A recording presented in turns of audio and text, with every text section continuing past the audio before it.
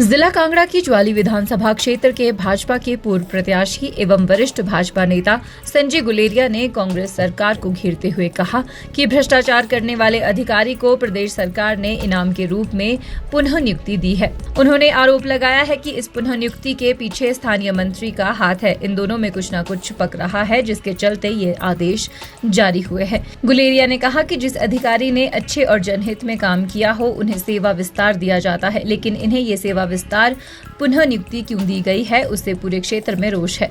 उन्होंने कहा कि आरटीआई कार्यकर्ताओं ने इस अधिकारी के विरुद्ध गंभीर आरोप लगाते हुए भ्रष्टाचार के आरोप लगाए थे, जिसकी शिकायत प्रदेश सरकार व अधिकारियों के साथ साथ पीएमओ ऑफिस में भेजी गई थी। उन्होंने कहा कि पीएमओ ऑफिस में जिनकी भ्रष्टाचार के आरोपों की जांच चल रही हो, जिस अधिकारी के राज में कोटला व नगरोटा सूरिया बेल्ट की जनता में पानी के लिए त्राही त्राही मच रही हो, अधिकतर परियोजनाएं अधूरी हो, उस अधिकारी को पुनः नियुक्ति करने की इन आदेशों की वे निंदा करते हैं। इसके साथ उन्होंने हाल ही में चीफ सेक्रेटरी हिमाचल प्रदेश व अधिशासी अभियंता जल शक्ति मंडल देहरा को भी सेवा विस्तार देने पर भाजपा नेता संजय गुलेरिया ने सरकार को घेरा।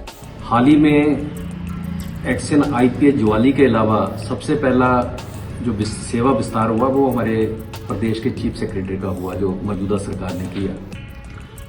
आप बुद्धिजीवी वर्ग से संबंध रखते हैं, आप मेरे साथ सहमत होंगे कि एक्सटेंशन सरकारें देती हैं प्रदेश में भी और देश में भी, लेकिन उसमें जहां तक मेरी जानकारी है, जितने भी अधिकारी जो एक्सेप्शनल जिनका रिकॉर्ड होता है, जिन्होंने देश या प्रदेश के लिए कोई एक्स्ट्रा ऑर्डिनरी चीजें की होती हैं, उनको सेवा विस्तार मिलता है और मिलना भी चाहिए।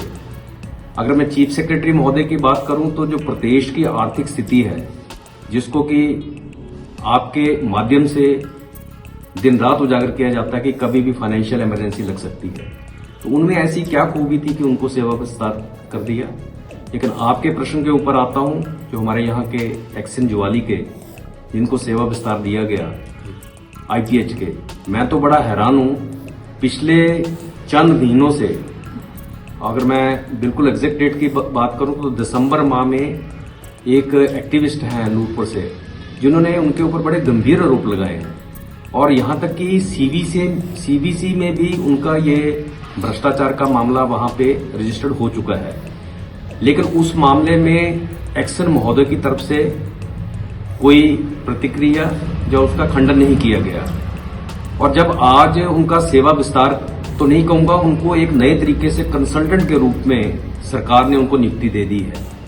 और मेरी ये पुख्ता जानकारी है कि उनकी इस अपॉइंटमेंट के पीछे हमारे जो लोकल मंत्री हैं, उन्होंने भरपूर जोर लगाया अपने सचिवालय के लेवल के ऊपर।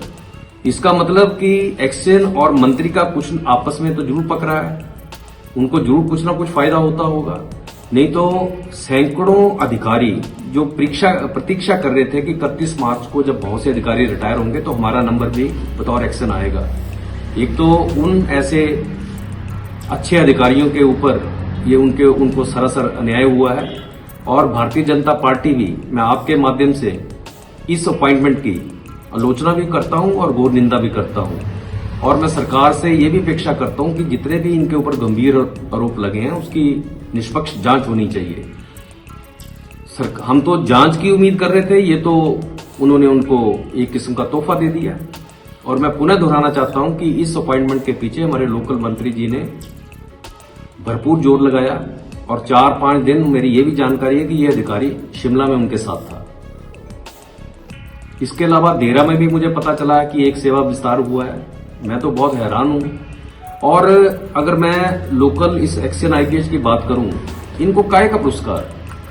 कोटला बेल्ट में जिस तरह से जनता पिछली गर्मियों में त्राही त्राही हुई, और आज तक सर्दियां होने के बावजूद वहां पे पानी की पूर्ति नहीं थी, 15-15 दिन तक पानी नहीं आता। नगरोटा सूरिया बेल्ट में पानी की गंभीर समस्या, काहे का इनाम? मुझे लगता है कि ऐसे अधिकारियों को तो कोई सजा देनी चाहिए। ये तो बड़ी शर्म की बात है। हिमाचल न्यूज 24/7 के लिए नूरपुर से संजीव कुमार की रिपोर्ट।